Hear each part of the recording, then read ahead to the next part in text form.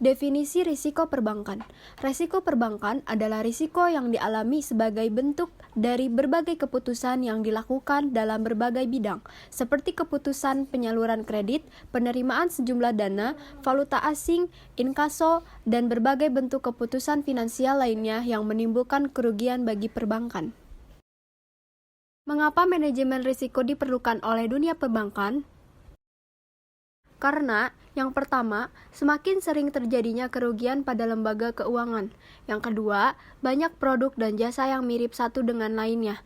Dan yang ketiga, perkembangan layanan dengan menggunakan teknologi sering berpengaruh pada sistem layanan. Jenis-jenis risiko perbankan. Yang pertama ada risiko kredit. Yang kedua, risiko pasar. Yang ketiga, risiko likuiditas. Yang keempat, risiko operasional. Yang kelima, risiko kepatuhan. Yang keenam, risiko strategik. Yang ketujuh, risiko reputasi. Yang kedelapan, risiko hukum. Risiko kredit.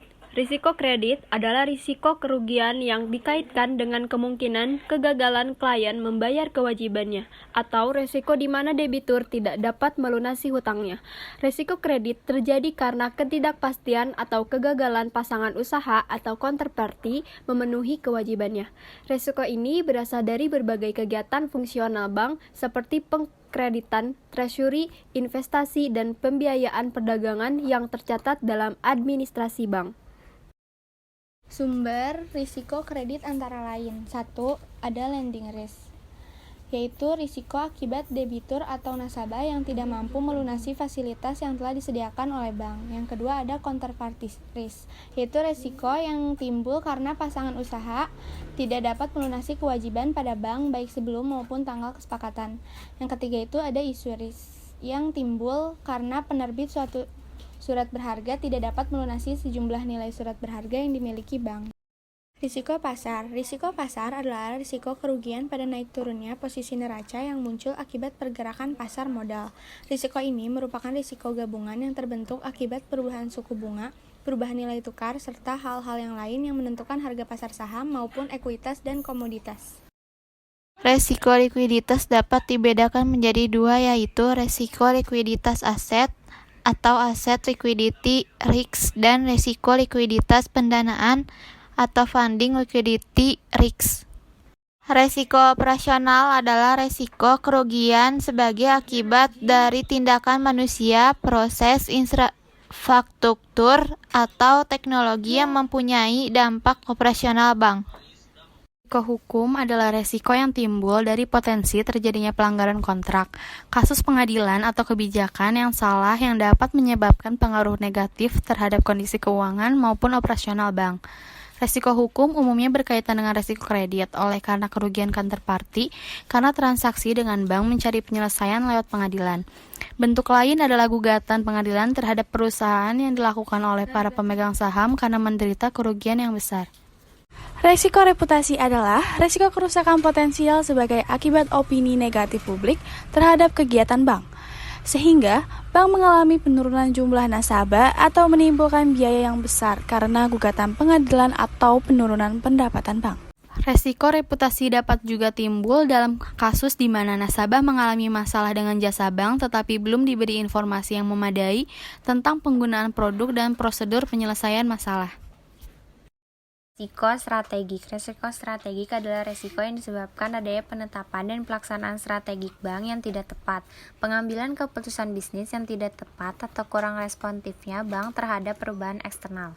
Akibat dari keputusan yang tidak tepat ini, bank harus mengeluarkan biaya yang besar dan gagal mencapai target bisnisnya. Selanjutnya, kita akan membahas mengenai manajemen risiko perbankan. Penerapan manajemen risiko perbankan di Indonesia diatur dalam Peraturan Bank Indonesia Nomor 5 atau 4 PBI 2003, tanggal 19 Mei 2003 tentang penerapan manajemen risiko bagi bank umum. Pedoman standar penerapan manajemen risiko sekurang-kurangnya memuat antara lain: yang pertama, pedoman umum; yang kedua, proses penerapan manajemen risiko; dan yang ketiga, persiapan dan pelaporan penerapan manajemen risiko. Penerapan manajemen risiko bank dilakukan dengan adanya Yang pertama, pengawasan aktif komisaris dan direksi. Yang kedua, organisasi dan fungsi manajemen resiko. Yang ketiga, kebijakan, prosedur, dan penempatan limit. Yang keempat, proses penetapan manajemen resiko. Dan yang terakhir, pengendalian intern dalam penerapan manajemen resiko. Pengawasan aktif komisaris dan direksi. Adapun wewenang dan tanggung jawab komisaris kurang-kurangnya meliputi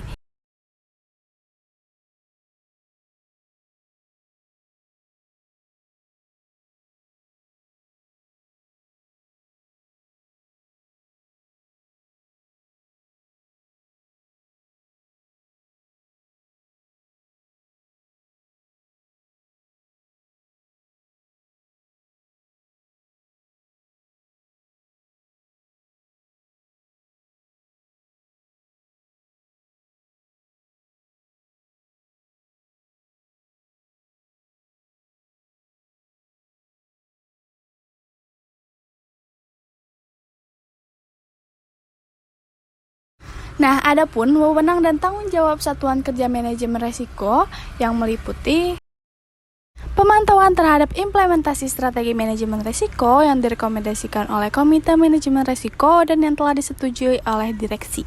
Pemantauan posisi atau eksposur resiko secara keseluruhan, berjenis resiko maupun beraktivitas fungsional.